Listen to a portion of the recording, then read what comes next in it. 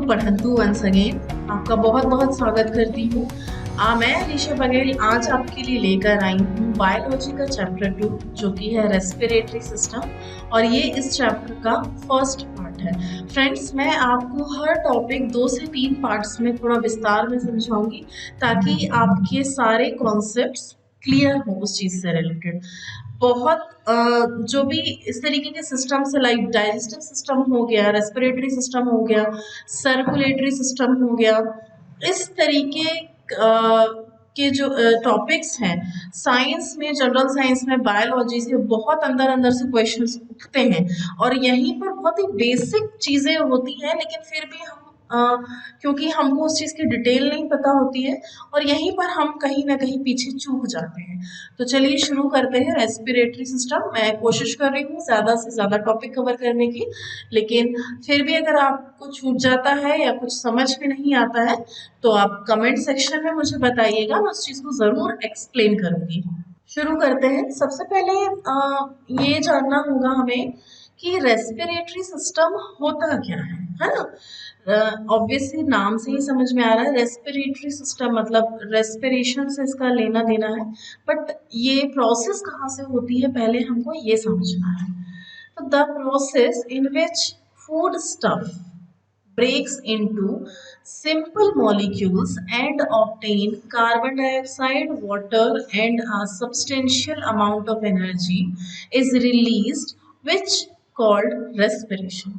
हम जो भी खाना खाते हैं, जो भी फूड स्टफ जो खाना खाते हैं, वो खाना अंदर छोटे छोटे टुकड़ों में टूट कर, डिजोल्व होकर, या कह सकते हो breaks into simple molecules. Simple molecules में ब्रेक होकर कार्बन, उसमें से जो भी एसेंशियल चीजें हैं हमारी बॉडी ऑब्जॉर्व कर लेती है।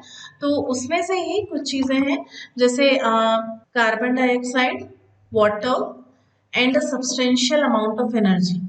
ठीक है, यहाँ ये जो वाला पोर्शन है ना, ये थोड़ा सा लिया गया है डाइजेस्टिव सिस्टम से। तो जब मैं आपको डाइजेस्टिव सिस्टम पढ़ाऊंगी तब आपको ये थोड़ा सा क्लियर हो पाएगा। बट क्योंकि रेस्पिरेटरी सिस्टम के लिए ये एक बेसिक नॉलेज है, तो मैं आपको अभी ही बता देती हूँ कि कार्बन डाइऑक्साइड निकलेगा जो कि हम एक्सेल करते हैं, जब सांस लेते हैं तो छोड़ते हैं, है ना। वाटर जो कि किडनीज में जाके फिल्टर होके फिर यूरिन के थ्रू निकल जाता है, and some amount of energy जो हमारी बॉडी में अलग अलग वर्क करने के लिए, अलग अलग फंक्शन करने के लिए काम आती है। तो इसका मतलब होता है respiration. This process occur in the presence और एब्सेंस ऑफ ऑक्सीजन। ये ऑक्सीजन के उपस्थिति में भी होती है ये प्रोसेस, और अनुपस्थिति में भी, यानी एब्सेंस में भी हो सकती है। दोनों का ही नाम अलग है। जो जब ये प्रोसेस ऑक्सीजन की उपस्थिति में होती है, ये प्रेजेंस में होती है, in the presence of oxygen, तब इस प्रोसेस को बोला जाता है एरोबिक रेस्पिरेशन। ठीक है, तब इस प्रोसेस को बोला जाता है एरोबिक रेस्पिरेशन। नाम ध्यान रखिएगा। Second, in the absence of oxygen, और अगर यह प्रोसेस ऑक्सीजन की अनुपस्थिति में होती है तब हम इसे बोलते हैं एनारोबिक रेस्पिरेशन। ठीक है, ऑक्सीजन की प्रेजेंस में हो रही है तो एरोबिक रेस्पिरेशन, ऑक्सीजन की एब्सेंस में हो रही है तो anaerobic respiration. The process of inhalation of oxygen is done by respiratory system। Inhalation क्या होता है? In मतलब लेना, ऑक्सीजन को अंदर लेना, और इस पूरी क्रिया को ही कहते हैं रेस्पिरेशन। यही मेन पॉइंट है आपका रेस्पिरेशन का, कि बेसिकली रेस्पिरेशन होता क्या है। तो रेस्पिरेशन यही होता है, ऑक्सीजन को अंदर लेना, सांस लेना हम बोलते हैं ना, इनहेल करना कहलाता है रेस्पिरेशन, और ये रेस्पिरेशन प्रोसेस कहलाती है। और रेस्पिरेटरी सिस्टम वो कहलाते हैं जो भी ऑर्गन्स इस पूरे प्रोसेस में पार्ट लेते हैं, वो कहलाते हैं respiratory system. Each and every cell of living organism acquire oxygen and by the process of oxidation energy release। जैसे कि आपको पता है कि हमारी ह्यूमन बॉडी या कोई भी लिविंग बॉडी हो सेल्स से मिलकर बनी है। हम मल्टी सेलुलर ऑर्गेनिज्म है। जैसे अमीबा सिंगल सेलुलर ऑर्गेनिज्म होता है ना, एक सेल का बना हुआ होता है, वैसे ही ह्यूमन बॉडी या कोई भी लिविंग बॉडी जो होती है वो मल्टी सेलुलर इसलिए बोला गया है क्योंकि बहुत सारे सेल्स से मिलकर बनी हुई है हमारी बॉडी। आपने 9th या 10th में भी पढ़ा होगा या उससे छोटी क्लासेस में भी पढ़ा होगा साइंस में कि बोला जाता है cell is the building block of animal. जैसे ईंट जोड़ जोड़ के हम बिल्डिंग्स बनाते हैं, घर बनाते हैं और एक पूरा स्ट्रक्चर तैयार करते हैं, वैसे ही सेल्स आपस में जुड़कर हमारी पूरी बॉडी तैयार करती है। तो कहने का मतलब यही है कि हमारी बॉडी के हर सेल को ऑक्सीजन की जरूरत होती है। और हमारी ही नहीं, जो भी लिविंग ऑर्गेनिज्म है उनकी बॉडी के हर सेल को ऑक्सीजन की जरूरत होती है। और वो ऑक्सीजन कहाँ से मिलता है हमें? रेस्पिरेशन से मिलता है। और एनर्जी की जरूरत होती है काम करने के लिए। आप या तो जब आप फास्टिंग करते हैं, जब आप बहुत देर तक कुछ खाते या पीते नहीं हैं, क्योंकि एनर्जी हमें कहाँ से मिलती है? जो हम खाना खाते हैं, फूड स्टफ, या जो पानी पीते हैं, या कोल्ड ड्रिंक्स पीते हैं, फ्रूट जूसेस पीते हैं, फ्रूट्स खाते हैं, हमें एनर्जी वहीं से मिलती है ऑब्वियसली। और जब हम फास्टिंग करते हैं, जब हम ये सारी चीजें बहुत दिनों बहुत टाइम तक नहीं खाते हैं, तो आपको जो वीकनेस फील होती है, क्यों होती है? क्योंकि आपकी बॉडी में कुछ फूड स्टफ नहीं जा रहा है, तो आपकी बॉडी में एनर्जी नहीं बन रही है। और इस वजह से आपकी बॉडी क्या होने लगती है? बहुत ज़्यादा वीक फील करने लगती है। तो कहने का मतलब यही है कि हमारी बॉडी का हर सेल या किसी भी लिविंग ऑर्गेनिज्म की बॉडी का हर सेल को ज़रूरत होती है ऑक्सीजन की और कुछ एनर्जी की। तो वो कहाँ से मिलता है हमको? ऑब्वियसली डाइजेशन के बाद मिलता है, बट रेस्पिरेशन की प्रोसेस से हमारी पूरी बॉडी में सप्लाई होता है। Now, the process of respiratory is divided into three parts. तीन पार्ट्स में डिवाइडेड है ये पूरी प्रोसेस। फर्स्ट है एक्सटर्नल रेस्पिरेशन, सेकंड है ट्रांसपोर्टेशन ऑफ गैस, और थर्ड है इंटरनल रेस्पिरेशन।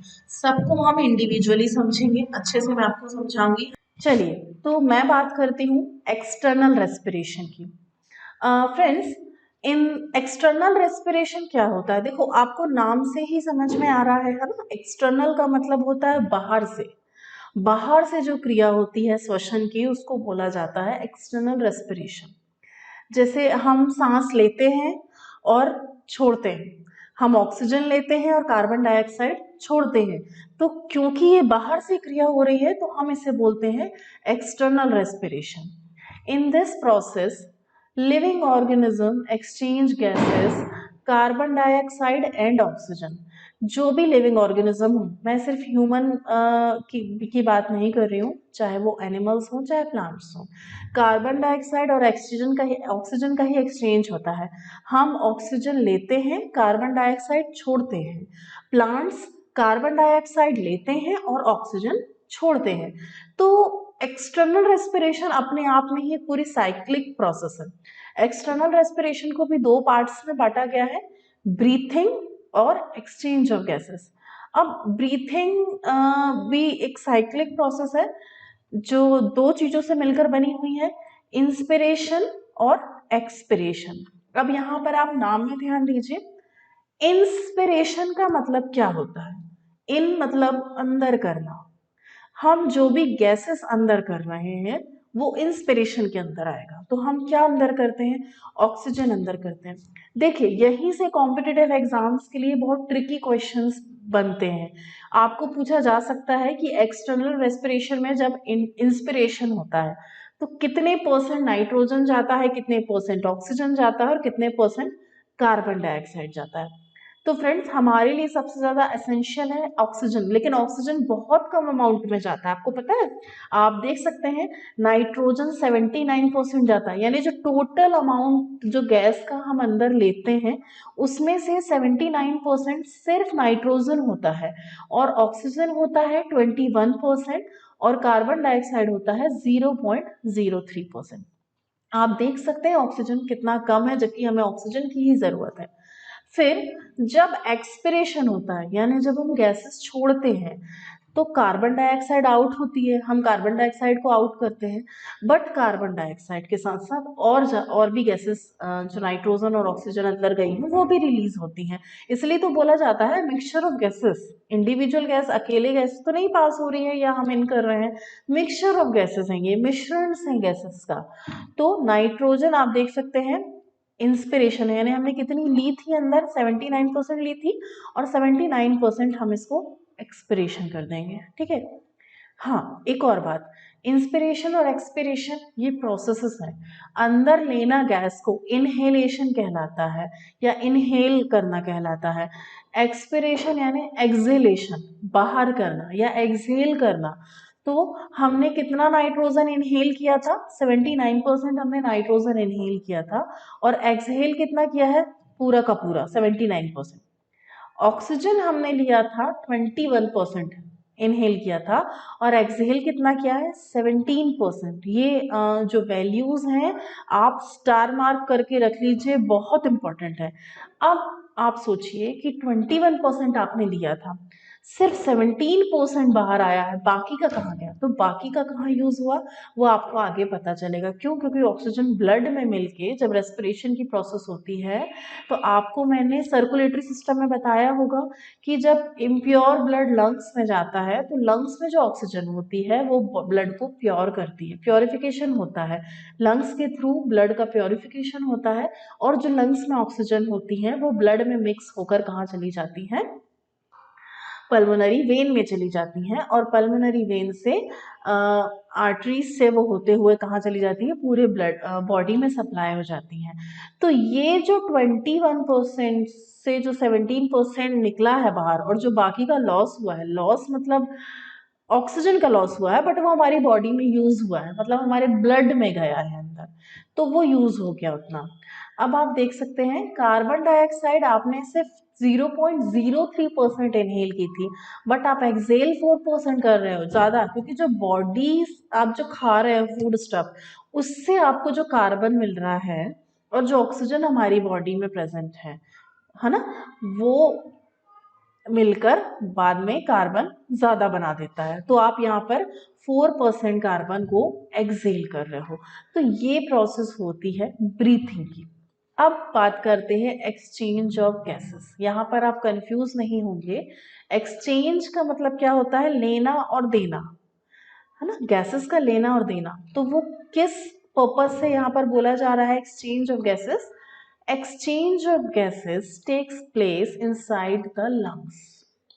जो गैसेस का एक्सचेंज है वो कहाँ होता है, वो पूरा फंक्शन होता है लंग्स में, इसलिए बोला जाता है ये, और ये भी एक्सटर्नल रेस्पिरेशन का पार्ट है कि आप इनहेल कर रहे हो फिर एक्सहेल कर रहे हो।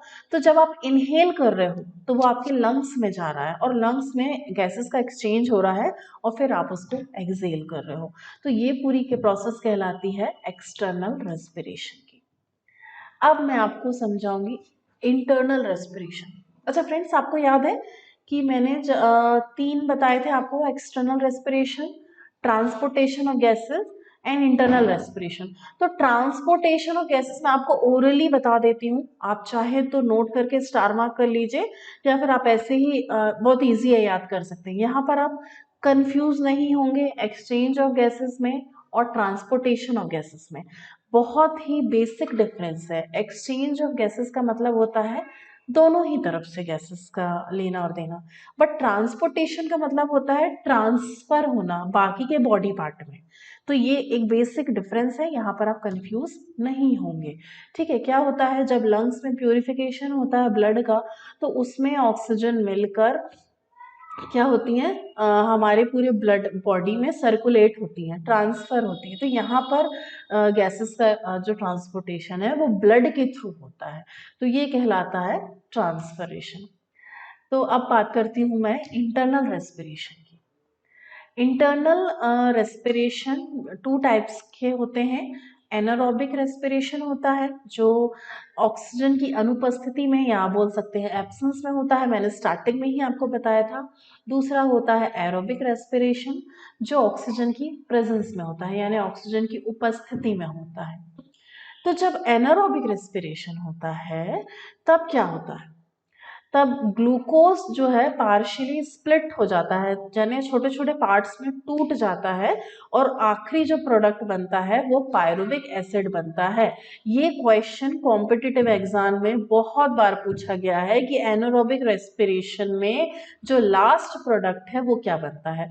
तो मैं आपको बता दूं, इसको आप स्टार मार्क कर लीजिए कि एनारोबिक रेस्पिरेशन में जो लास्ट प्रोडक्ट बनता है वो बनता है पायरुविक एसिड। जब आप डाइजेशन पढ़ेंगे तो बहुत सारी ये चीजें आपको पता चलेगी। ये वाला जो पार्ट है आप एक बार फिर से रिवाइज कर सकते हैं डाइजेस्टिव सिस्टम में।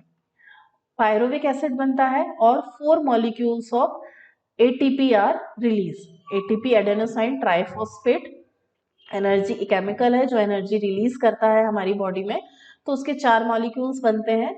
और इस पूरी प्रोसेस को, this entire process is called glycolysis. कौन सी प्रोसेस? एनारोबिक रेस्पिरेशन होना, यानी ऑक्सीजन की अनुपस्थिति में रेस्पिरेशन को होना, फिर ग्लूकोज का छोटे छोटे पार्ट्स में स्प्लिट हो जाना, और फिर पायरुविक एसिड के साथ साथ 4 मॉलिक्यूल्स ऑफ एटीपी बनाना जो कि एनर्जी रिलीज करती है हमारी बॉडी को। इस पूरी प्रोसेस को बोला जाता है ग्लाइकोलिसिस। क्यों? क्योंकि ग्लूकोज से बन रही है, मतलब ग्लूकोज इसमें मेन प्रोडक्ट है। अब मैं बात करती हूँ एरोबिक रेस्पिरेशन की, यानी जो ऑक्सीजन की प्रेजेंस में होता है, यानी ऑक्सीजन की उपस्थिति में होता है। In this process complete oxidation occur and carbon dioxide, water and 36 ATP are found. क्या क्या बनता है इसमें प्रोडक्ट आप देख सकते हैं। कार्बन डाइऑक्साइड रिलीज होती है, वाटर रिलीज होता है जो कि किडनी में जाकर फिर प्यूरिफाई होता है, और जो एसेंशियल एलिमेंट्स होते हैं, मिनरल्स होते हैं, वो हमारी बॉडी को मिलते हैं, और वेस्ट यूरिन के थ्रू पास आउट हो जाता है। तो एंड 36 एटीपी एडेनोसाइन ट्राइफॉस्फेट एक केमिकल है जो हमारी बॉडी को एनर्जी प्रोवाइड करता है। तो ये प्रोडक्ट्स बनते हैं एरोबिक रेस्पिरेशन में। फ्रेंड्स बहुत अच्छे से ध्यान देंगे, इसी तरीके के क्वेश्चन पूछे जाते हैं कि एनारोबिक रेस्पिरेशन में लास्ट प्रोडक्ट क्या बनता है, और इस पूरी प्रोसेस को बोला जाता है ग्लाइकोलिसिस। एरोबिक रेस्पिरेशन में क्या होता है? कंप्लीट ऑक्सीडेशन होता है और वाटर और कार्बन डाइऑक्साइड के साथ साथ 36 एटीपी बनती है। तो यही पूरी प्रोसेस है इंटरनल रेस्पिरेशन की और रेस्पिरेटरी सिस्टम की। आज के इस पार्ट में मैं आपको सिर्फ इतना ही बताऊंगी। इसके आगे की प्रोसेस रेस्पिरेटरी सिस्टम की क्या होती है वो मैं आपको पार्ट 2 में बताऊंगी। सो फ्रेंड्स, अगर आपने सर्कुलेटरी सिस्टम की वीडियो नहीं देखी है तो वो पार्ट 1 पार्ट 2 दोनों अवेलेबल है हमारे चैनल पे, आप डिस्क्रिप्शन बॉक्स जरूर चेक करिए। और अगर आपको कुछ समझ में नहीं आया है या कोई कंफ्यूजन है तो आप कमेंट सेक्शन में कमेंट करिए, हम आपको ज़रूर उसका आंसर देंगे। अगर आपको मेरा वीडियो पसंद आता है तो वीडियो को लाइक कीजिए, शेयर कीजिए, और अगर अभी तक आपने चैनल को सब्सक्राइब नहीं किया है तो चैनल को प्लीज़ जाके सब्सक्राइब कीजिए, क्योंकि बहुत सारे लोग वीडियोस देखते तो हैं पर उन्होंने सब्सक्राइब नहीं किया है। तो फ्रेंड्स प्लीज़ जाके सबसे पहले चैनल को सब्सक्राइब कीजिए।